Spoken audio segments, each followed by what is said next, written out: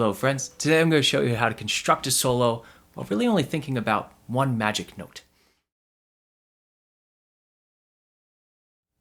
There's one note in the major scale that sounds perfect over top of any chord that you could play constructed off of that scale, and that is the 6th scale degree. We're going to be working in the key of G today, which means that is going to be an E for us. That is the 6th note away from G. So let's see how this sounds against each and every chord in the scale. So our first chord would be a G major chord. We add an E to it, to G6th. That sounds nice. We now have an A minor 7th. Sounds nice. Our E's already in there. Our B minor 7th, we add an E to B minor 11th. Not so bad. Our 4th chord, a C, there's already an E in that. Our 5 chord, our D7th, we add this. It's a D9 chord. Works just fine. So we have an E minor 7th, so obviously our E works in that. And finally our 7th chord, F sharp minor 7 flat 5. Our E's already contained in there, back to G. The good thing about this is, if we're thinking about this one note as what's important, and we're in the key of G, we don't care what chord we're on, because it'll sound fine no matter what. So let's find ourselves a rhythm to start playing this note with. Today we're going to build a little bit of solo over the A section of Gershwin's Oh Lady Be Good, and we're going to use a simple rhythmic motif to do that. But first, let's just hear the chords so we know what we're listening for. So it starts on G, to C7, to G, then D7, and back to G. And that's the whole thing. So we know that E is going to work with all of these chords. E's right there. E's right there. Works with every single one of these chords. But let's give ourselves a little repeating rhythmic idea so that we're not just rambling a bunch of E's out here. So our rhythmic idea is going to sound like this. So it's 1, 2, 3, 4, 1. Boo-doo, da-da, da-doo-da, ba-doo, da-da, dee-doo-da, ba-doo, dee, da-da, da-da, dee-doo-dee, boo-doo, dee. So it's 3 repeated rhythms, and then we have one final one just to wrap up our phrase. So let's just try the first rhythm here. And what you want to think about is that we're just not playing on beat 1. That's what's so important here. And remember, in solos, the rhythm is just as important, if not more important than the notes itself, finding this phrasing. So we're coming on the end of 1, and we're just going to repeat this rhythm together a few times. I'll start playing the chords so we can hear how it fits. 1, 2, 3, 4, 1. Ba-da, da-da, dee-da-da. Ba-da, da-da, da-da-da. Keep going. Ba-da, da-da, da-do-da. Ba-da, da-da, da-do-da. With the chorus. Ba-da, da-da, da-do-da. Ba-da, da-da, da-do-da. Ba-da, da-da, da-do-da. Ba-da, da-do, da-do-da. You're hearing that? Now let's hear how we're going to end this here. So once we get to D7th, after we do it the 3rd time, we're going to come in, we're going to do this. Here's our last time. So we go 2, 3, 4, 1. Ba-da, da-da, da-do-da, boo-doo-dee. So we're just going to end up our phrase coming in on the end of 3 and 4 and. All right, so let's try that last phrase together over the D7. 1, 2, 1, 2, 3, 4, 1. Ba-doo, da-da, dee-doo-da, boo-doo-dee. Try that one more time. 1, 2, 1, 2, 3, 4. Da da da da da doo dee boo doo dee. All right, so let's try our entire A section of the tune now, just the E, and finding our rhythm and our phrasing before we add any notes in here. And I'm going to sing it while playing the chords, so we can do this together. 1, 2, 1, 2, 3, 4. Ba da da da doo dee. Ba da da da da boo dee. Ba da da da da doo dee ba doo day. And again. Ba da da da da doo dee. Ba da da doo da doo dee. Ba doo da doo da doo dee ba doo dee.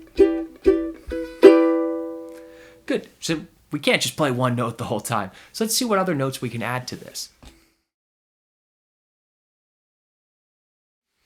Now we're keeping E as our tonal focus throughout the whole thing. That's our most important note that's going to keep repeating the whole time. But we can also build a full triad off of that, or really just play the notes of E minor. And they're also going to sound good over top of everything else because they're so closely related to this E. So what we're going to do is take our same exact rhythm and we're going to go up our E minor. So remember our rhythm was ba-da-da-da-da-do-dee. We're going to start here and put down your E minor chord. Open, 4, 3, 2. These are all the notes that we need. We don't have to worry about the left hand, just picking the right string. So real slowly, we're going to do this. Going up the chord, ba-da-bo-bee, and then back down. And we're going to choke off that last note, that G on the 3rd fret of our E string. So let's listen to this whole riff, and then we'll get the little ending bit on here too. So we get 2, 3, 4, 1. 4, 1. Let's try that together. 1, 2, 1, 2, 3, 4, 1. Da da. Do-day. More time. Ba-do-da. And then we need to end it. Remember our final rhythm on here. We're just going to continue our little pattern going, go back to the C string, that 4th fret. Do-do-do. Go E, G, G. So let's listen to the last lick from the D7. Sound like this. 2, 3, 4, 1. Boo, boo, do-da, dee, do-dee, boo-do-dee. All right, so now let's try the entire thing together using just the notes in our E minor triad with the little rhythmic motif that we already have. 1, 2, 1, 2, 3, 4, 1. Boom, boom, boom. Da-do-da, boom, boom. Repeat. Ba-do-da, ba-do. And end it. Boo-da-dee. And again. Ba-do. Do da dee do down, ba do do da dee do down, ba do do da da boo down boo do dee. So we're on to something now. Let's add a little bit of motion within this.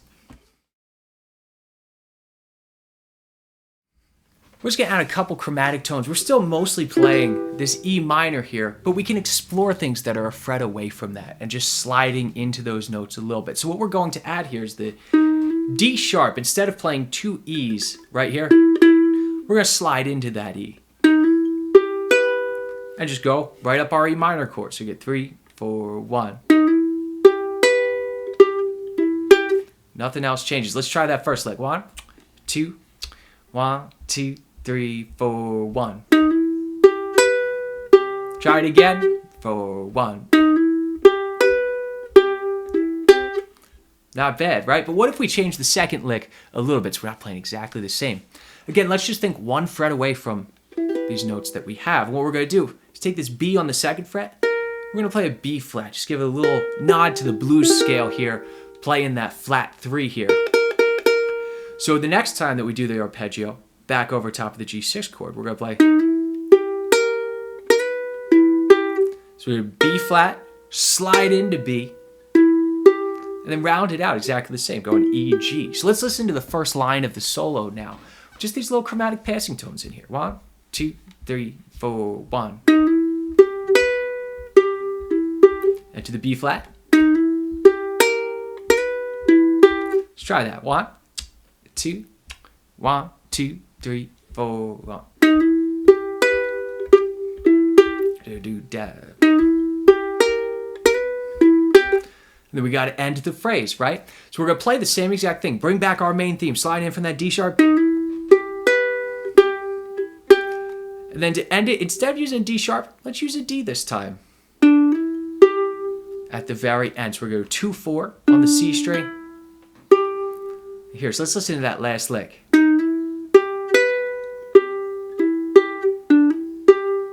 Here with that D in there, instead of the D sharp, we get that sense of finality. We've ended on that G now.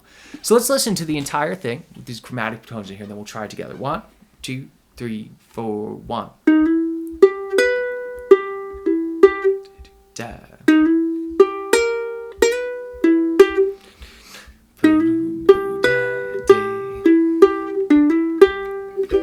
Try it with me.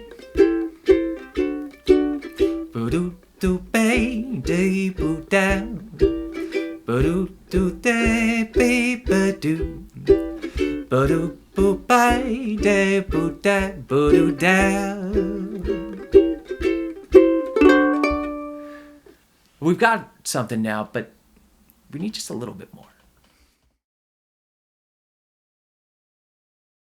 Last thing we need to add are not notes, but an articulation. Some of these notes are a little bit more prominent than others. And the ones that we're going to hear is more important are that second note, that E, and then the B up top here. So we're going to accent that. Hear how that's louder than the G? And same thing, when we get back to this G, the last note of the phrase, we're going to accent that as well. So if we play it without accents, it sounds like this. Correct rhythm, but with the accents, it sounds like this.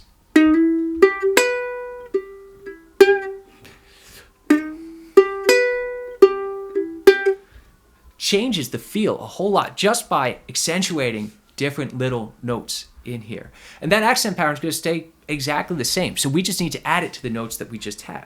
So now let's try this, accenting that second note, and then the B up top, and then the last note of the phrase. So we have these offbeat accents. They're really going to make it swing. 1, 2, 1, 2, 3, 4, 1. Do da boom.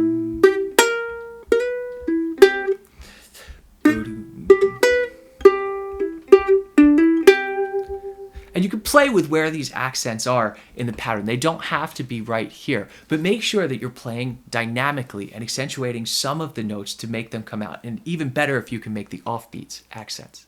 Try taking these same chords and building your own rhythm over top of this, starting with just a repeated pattern on one note and then adding in the notes from your E minor triad over top to see what you can come up with. If you'd like to dive further into this song, Oh Lady Be Good, we've been teaching it all month over on the Magic Ukulele Club, talking about soloing, playing the melody, the chords, different chord substitutions, comping like Django Reinhardt, and all that jazz. I'll see you all over there.